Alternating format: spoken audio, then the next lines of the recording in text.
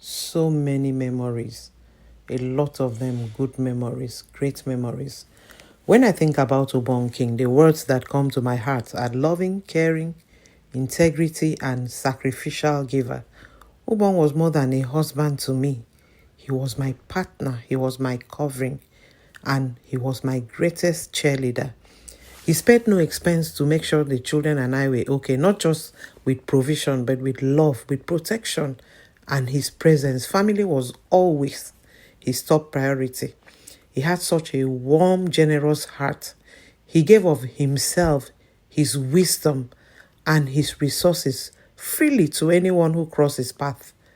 As a husband, he made me feel valued and honored. If I ever had a dream or a project, he would look at me and say, "How high do you want to go?" And then he would support me all the way. As a father, he poured himself into the children, raising them with courage, with discipline, and faith. Ubong lived like a man on assignment. He knew his purpose and he gave it everything, mentoring, leading, inspiring, and yet never neglecting his home. His life was love, his life was service, and his life was legacy. Though he's no longer here with us, his voice, his values, and his love live on in our hearts. For me and the children, he will always be our hero, our anchor, and our gift from God. Coping has not been easy, but I thank God for grace. Life threw me an unexpected call from the blind side, and suddenly I had to face a reality I had never imagined. In those moments, my greatest anchor became the Word of God.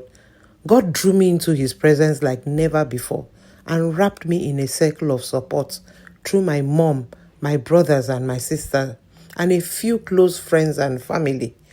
At work, God raised up some loyal staff and consultants for the business who helped my hands and helped me navigate what felt like a nightmare. But one of the most beautiful surprises has been the children.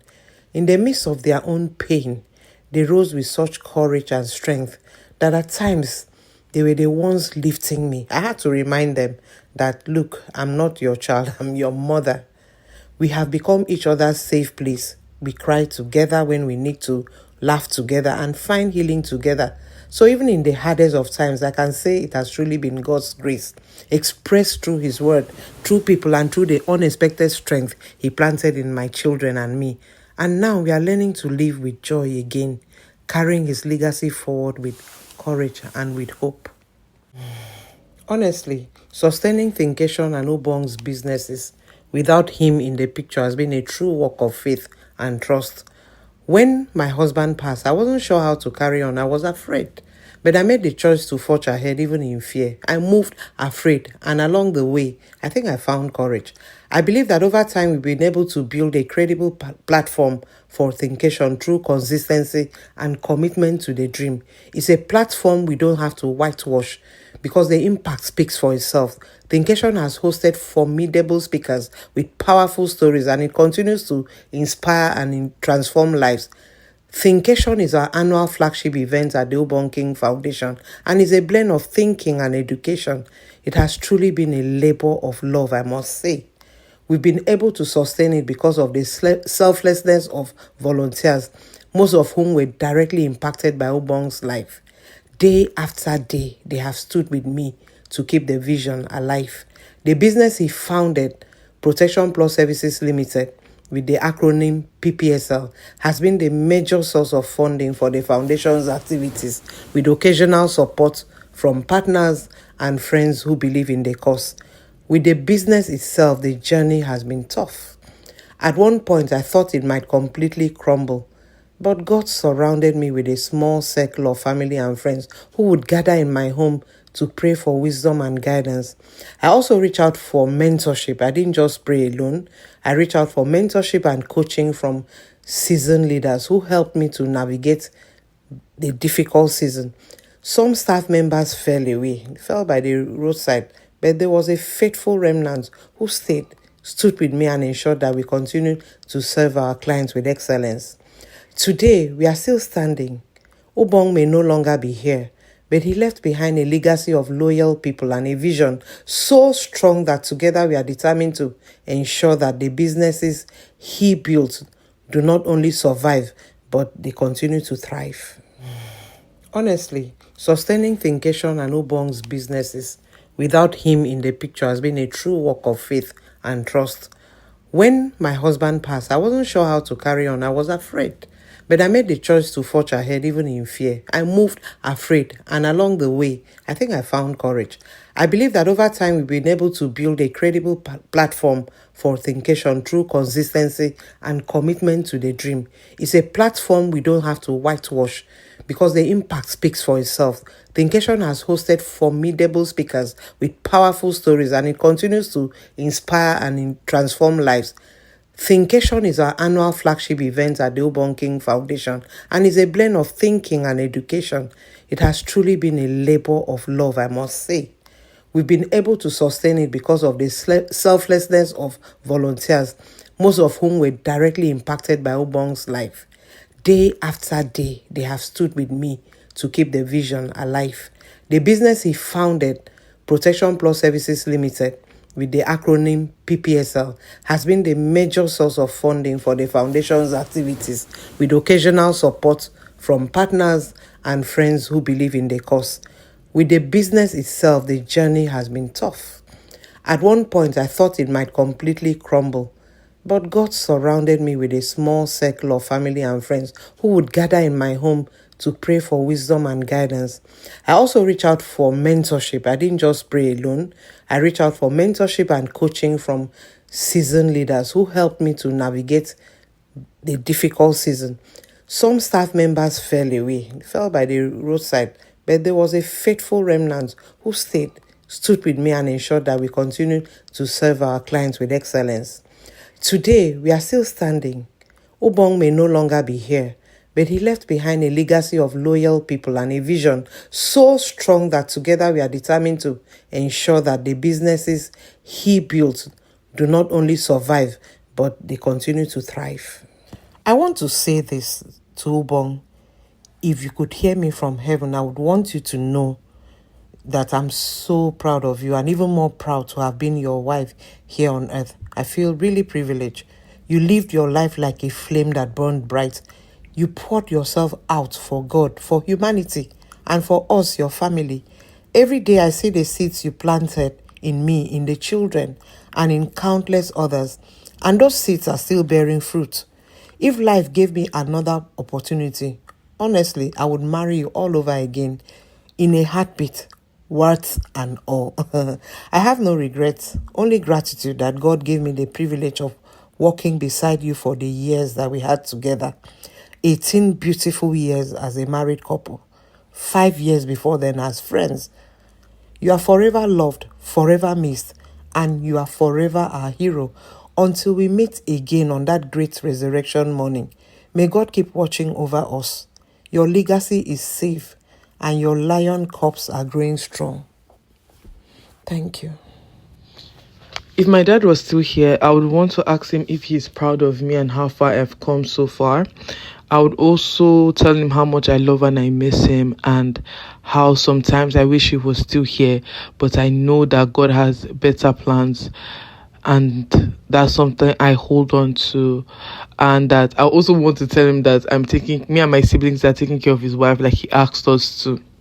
What I remember most about my dad was how hardworking and determined he was, and how he used to support us in every single aspect, especially when it came to like supporting our dreams.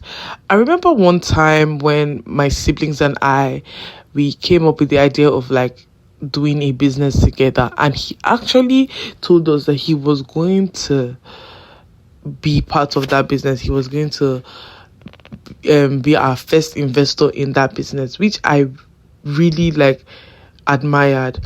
He also used to support us like every single way, and he always used to push us to be better than what we are, because he knew how capable we were to do the things that we wanted to do. That affects my life today, because really when I think back at it, it really gives me like a push, especially the days where I feel like down or self-doubt. I just remember how he used to support me and used to tell me things. Like, for example, I have like a voice note of him on my phone where he was talking about, like, he was telling me actually trying to like kind of encourage me really to do better, because we had like we talking about something that day, and like he was just like encouraging me, and I have that voice note on my phone saved, so that days where I don't feel so 100% in what I'm doing, I always listen to it, and it kind of pushes me into doing what I have to do. My father was a kind and generous man. He was the type of man who would not take no for an answer when it comes to helping people.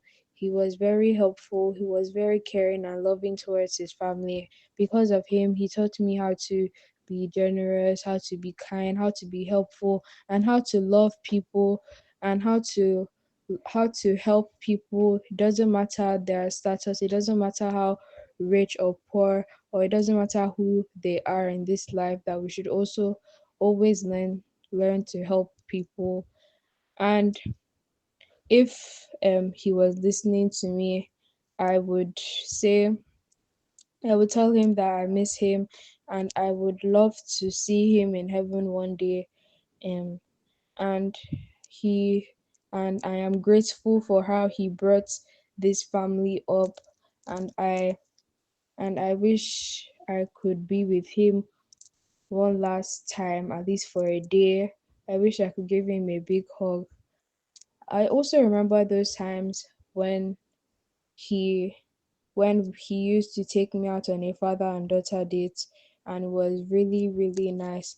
After school, he would come and we would go out to the supermarket and he would allow me to pick stuff from the supermarket, which was very very kind of him, and I really miss him for that. I also remember the time in Uyo when in my grandma's house when we did a father and daughter dance, which is sad knowing that I wouldn't be able to do that dance with him again, and I would love to do it again with him someday.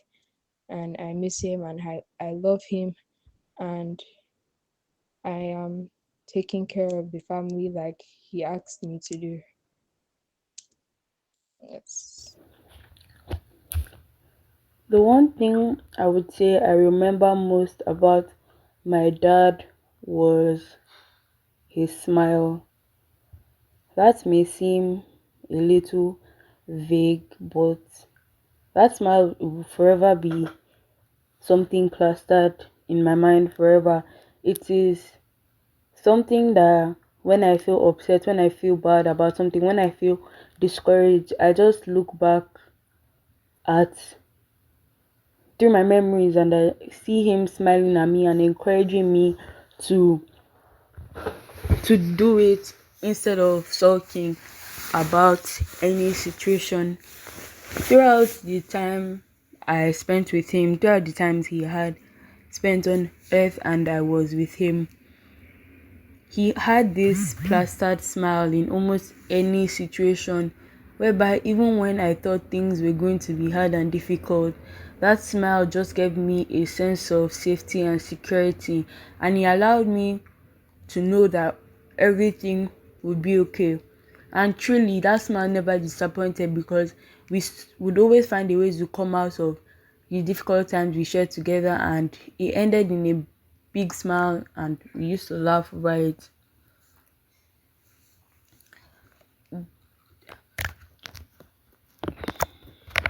The way his life affected who I am today can be seen in different ways, because my daddy lived a life that I would not say was ideal from the start. I wasn't even there, but from the little stories I heard and the things I could piece together, he didn't live a life of luxury and a life that many could have envied from the start, but I would 100% say he ended it with dignity and with a graceful presence that when people hear about him, you just feel like, oh, this is somebody that was worth it. This is somebody that he made his time on earth, even as short as it was, worth it. The way it affects me today is that I can now comfortably choose to make to choose and make decisions on my own, knowing the consequences and the problems behind it. The way he lived allowed me to understand that even though things look difficult on the surface, it may not be as it seemed. He allowed me to understand that if I actually made a conscious effort to attack my problems, I would always get out of it. The way he lived affects me and who I am today, because I know that anytime I am faced with a challenge or a problem that I'm too scared to handle on my own, I can just think back at the things he went through on his own days and how he was able to get out of it, and that alone is motivation to make me move forward.